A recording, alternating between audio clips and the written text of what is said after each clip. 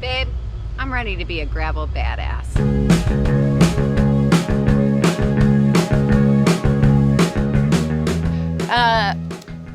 Welcome to the season finale of Gravel Badass.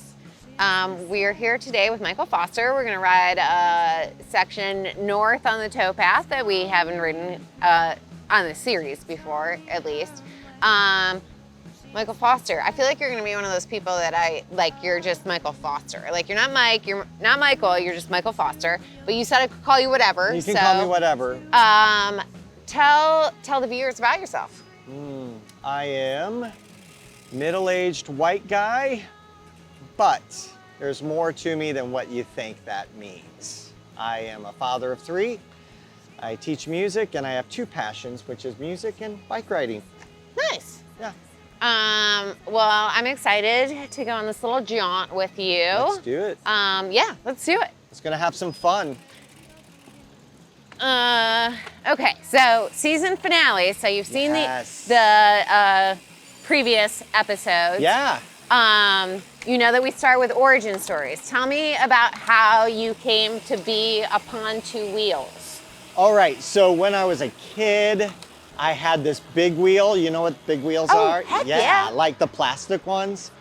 And I was like 3 and 4, 5 years old, and then I got this big wheel, and I was just like such a badass on it. But then I got too big. And so it was time to graduate to a real bicycle. And so I went and got this, my parents got me this like red Schwinn, like BMX style bike. And I was a little bit of a chunky kid when I was younger. And like the first day I got it, I started on 2 wheels. I'm like, yes, I'm doing this. And then I bent the seat post back. Oh no. But it actually ended up being kind of an in vogue thing. Everyone thought it was like a signature seat. And I was like, yeah. Like, oh yeah, I got this done. This is a bespoke Schwinn. Even back then, I was like, everything I got is custom. So that kind of gave me that idea as a kid of like, hey, this is gonna be kind of cool. Nice. Yeah.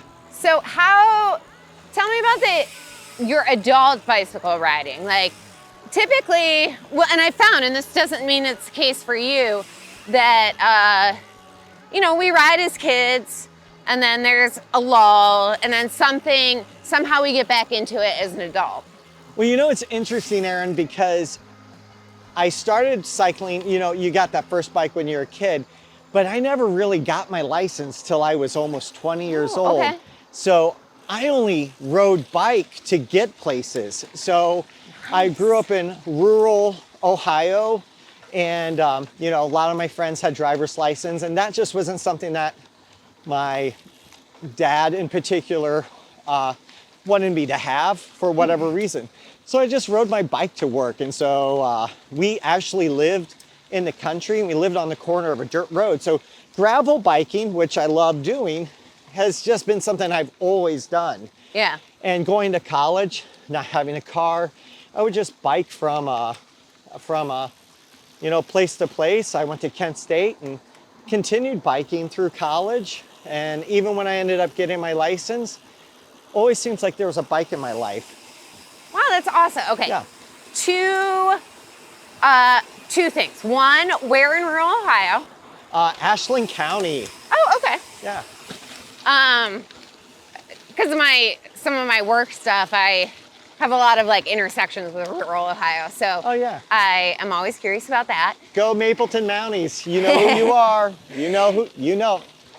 I'm talking to you, Shay. Funny thing, I also did not get my license until I was 20 years old, but it had nothing to do with a bicycle. Oh. But it did have to do with my dad. I know. Are you sure we didn't have the same father? Right. All right, so. Anyhow. Yeah. So it was utilitarian for you. Right. Is it still utilitarian for you? With 3 kids who don't have their license, sorry, babies. No, it's become kind of like recreational / therapeutic. Because when I was a kid, as all kids go through their own things, bicycling was like an escapism for me. Yeah. allowed me to feel that power that, you know, sometimes you feel helpless in whatever scenario you are in, especially as an angsty teenager. But I got on the bike and it really empowered me to be an individual. And even now, whenever I'm having like a bad day, or if I don't get a chance to get on the bike in a week or so, it really messes with my my juju, you know? It's like all of a sudden I'm just not in tune with the universe like I am when I get on this bike, you know? Yeah, it's really interesting. There's obviously a lot of like personal stories about how physical activity or being outside or the intersection of the two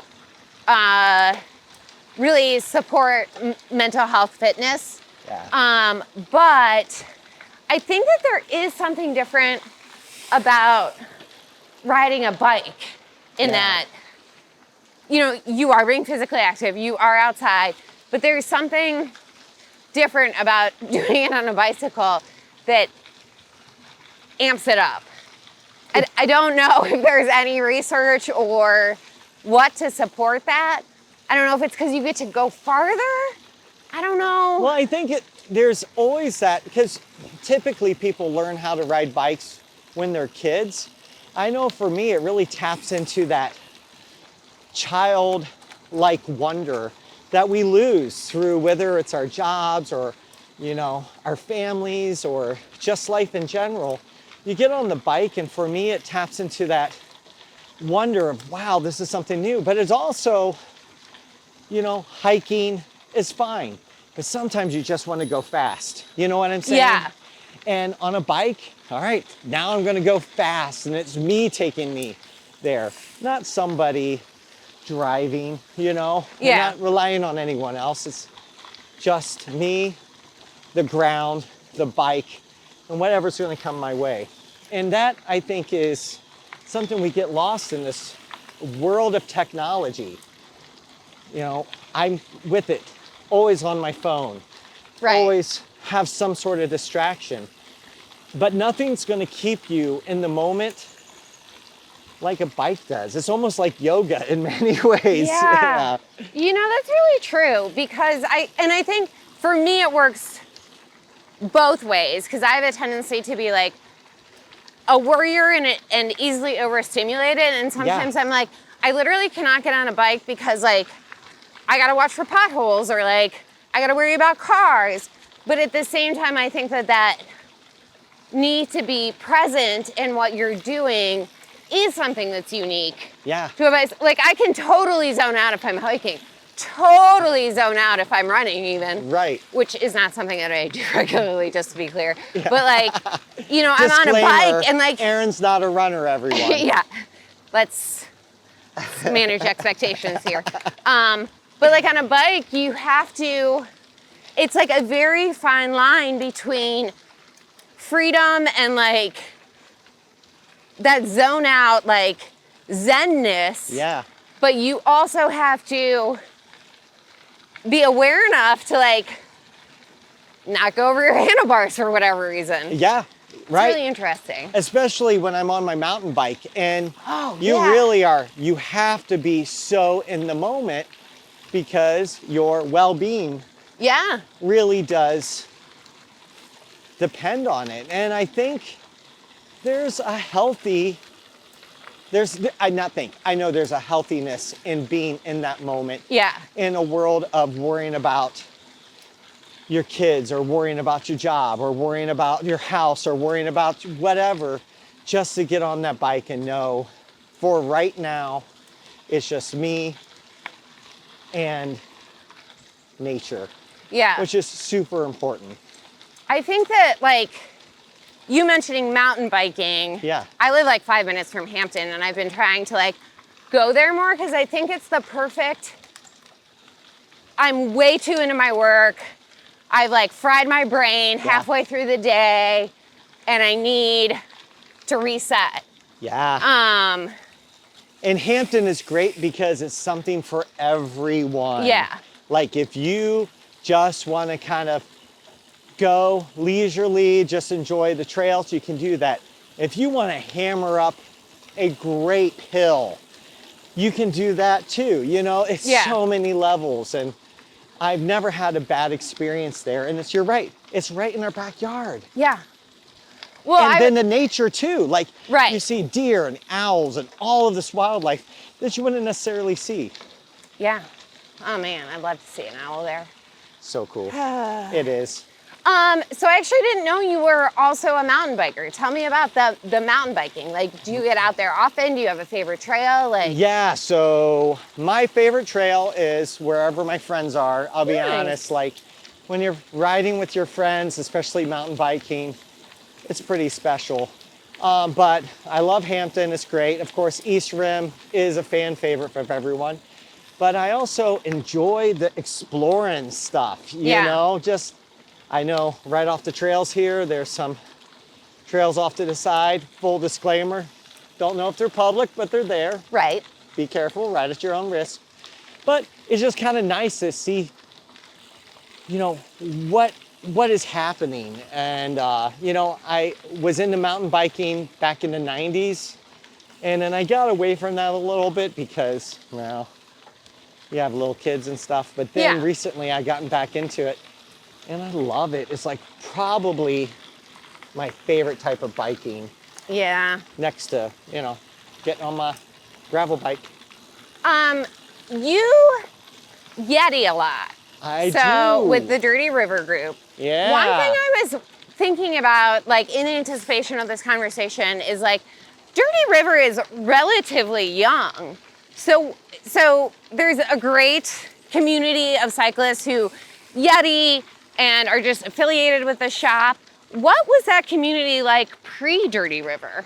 You know, not a whole lot. I'll be super honest. Like, I would ride with people here and there, and by chance I would, like, you know, run into people, but not consistent. But then I got hooked up with the Dirty River guys, and I was like, wait a second.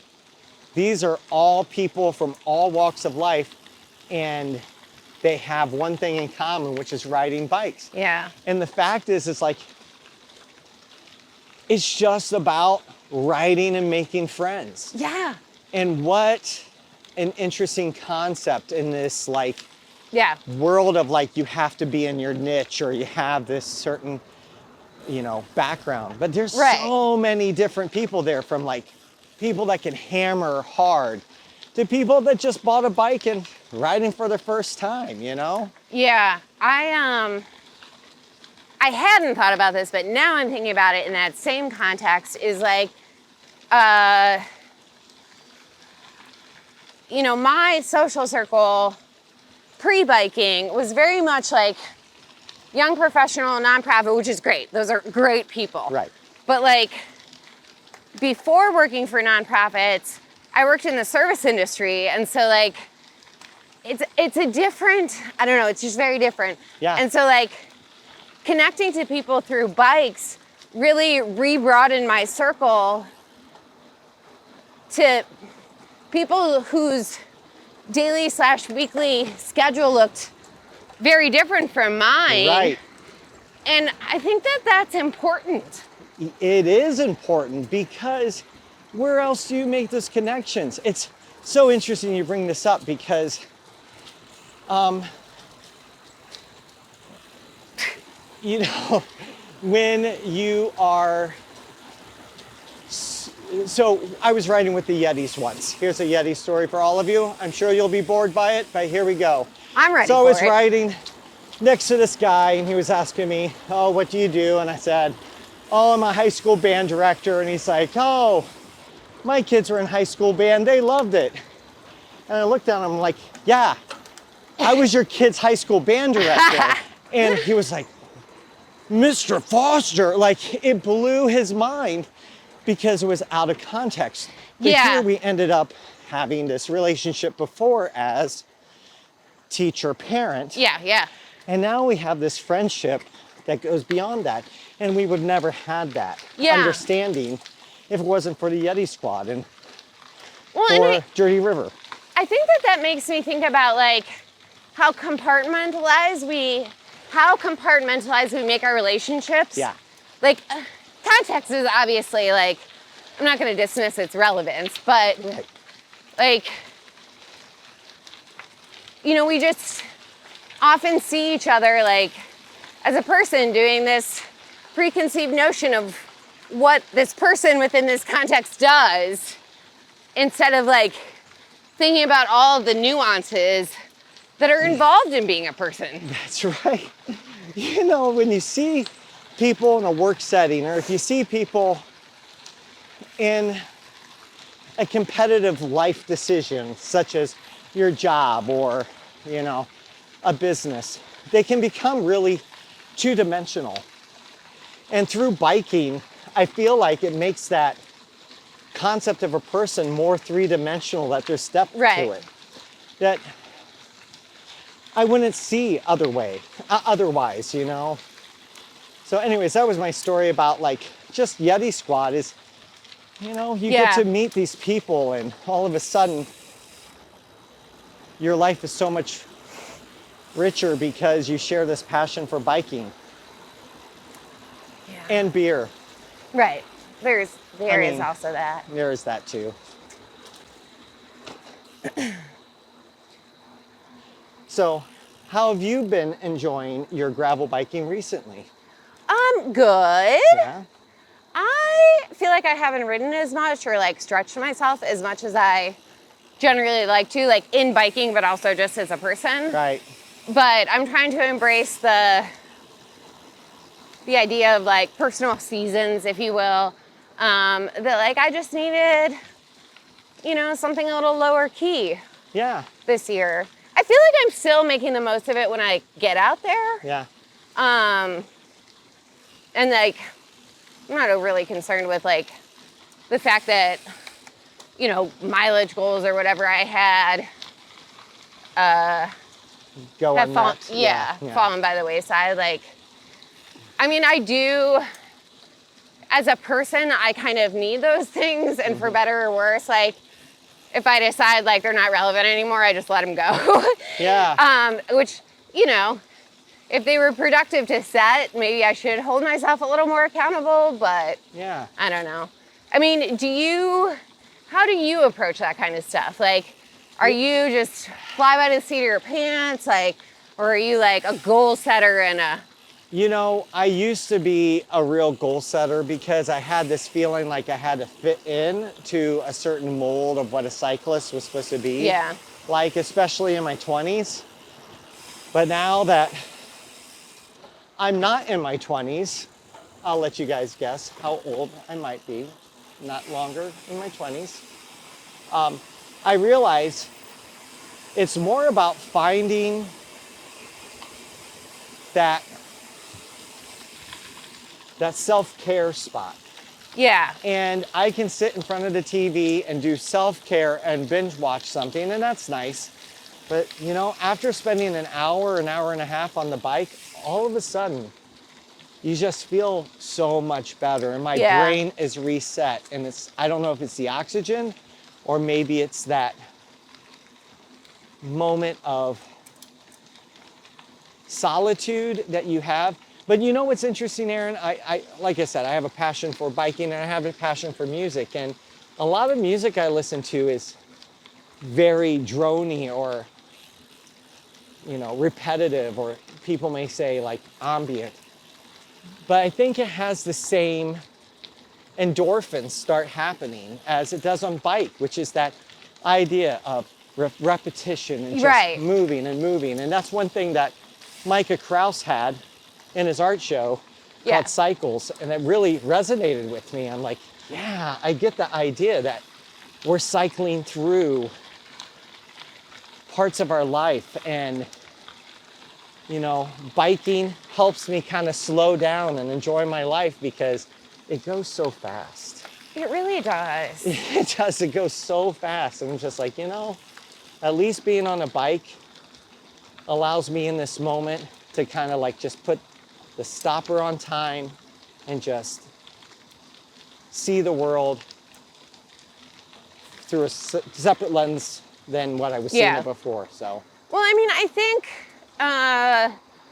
you know, cycling is still kind of counterculture, and the pros and cons to that.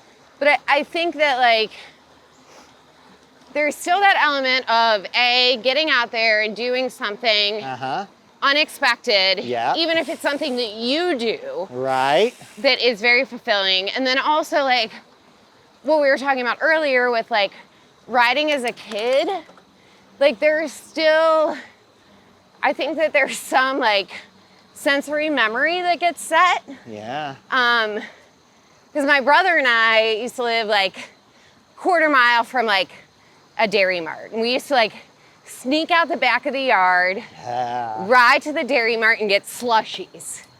And, like, I think that just being on a bike, somehow it's still that rebellion and still that freedom. Yeah.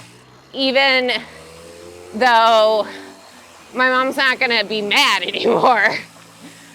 Right. And to be perfectly honest, it came out later that she knew that we were doing that and letting us do that. I told you earlier she was a Montessori teacher, so that's very that's Montessori. Yeah. But my brother and I didn't know that when we were like 7 and 8. So you had a hipster mom even back then. Yeah. That's So, really cool. Yeah. Yeah, it's kind of, there's something kind of punk rock about cycling, Yeah. you know? And not everyone understands that, but there is like that whole idea.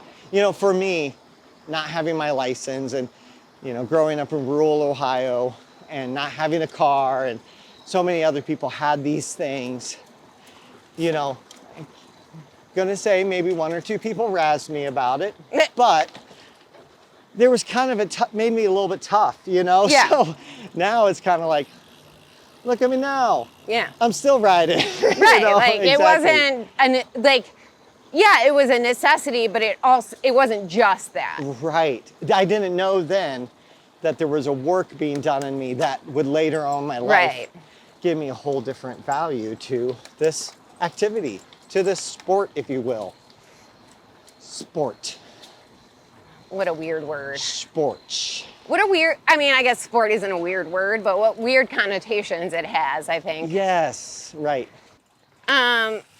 Have you ever been like I don't know what you call it, like Tim was for me, the person who got somebody into cycling? I don't know.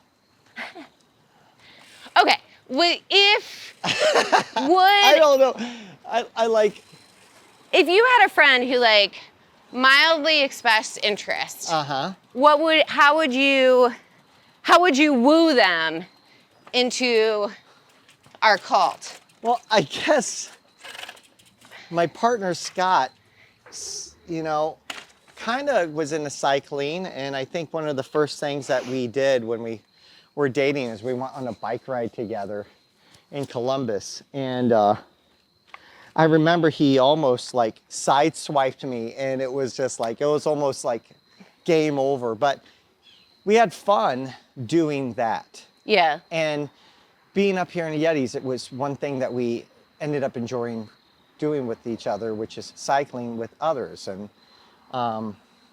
so when he enjoyed riding, you know, I ended up buying a couple other bikes because I have 3 bikes, and one is a fat bike and my mountain bike and this, and you know, he ended up, you know, riding my bike and really enjoying it. And then when he ended up getting a job in Columbus and he had to move down there, you know, he said, well, I don't want to stop this biking. I want to find a group like the Yeti group in Columbus. And so, you know, he invested in a decent bike so that way he can enjoy that down in Columbus as well as up here. So. That's wonderful. But you don't have to have like a brand new bike. You know, No. I always tell people, find something used or find something that is older and fix it up. I mean, I bought this bike years ago, the frame, and then Dirty River helped me, you know, get a new wheel set because the other one was kind of worn out and got cool pink tires because I love the pink tires. Yeah, they're kind of cool. And the purple wheels. And purple wheels. And the purple brakes. Purple brakes Yeah. and stems, you know, and you don't need to have disc brakes. They're nice to have, but you can fix them up with cantilevers. Yeah. Fix up your old bike and make it kind of rad, and then you'll enjoy it that much more. I think that helps a lot, is like like if you can convince somebody to ignore that pressure to get the big or the new fancy schmancy bicycle and the price point that comes with it, like, I mean, I'm pretty sure you're gonna love it, but like find out for sure first, you know? Like, I always say, like, Tim, like, literally put a bicycle under me because he gave me, like, a beater that he had bought for, like, $20. Yeah. Like, I would not have invested much money in this activity with him if I had needed to in order to try it out. Yeah. So I do think that there are a lot of options to not make a huge commitment, but still fall in love, if you will. Exactly. And then it's like with any hobby, you know, if your hobby's bikes and you want to get an arsenal of different bikes to ride, if you're a middle-aged white guy, there's a lot more things that you could get into counterproductive. It beats a sports car. That's true. That is true. Or gambling. Yes. I mean, we could actually go on for a very long time about the list of things that it's better than. So many lists that bikes are better than. Like dog fighting. No, yeah, that's Don't another do one. that.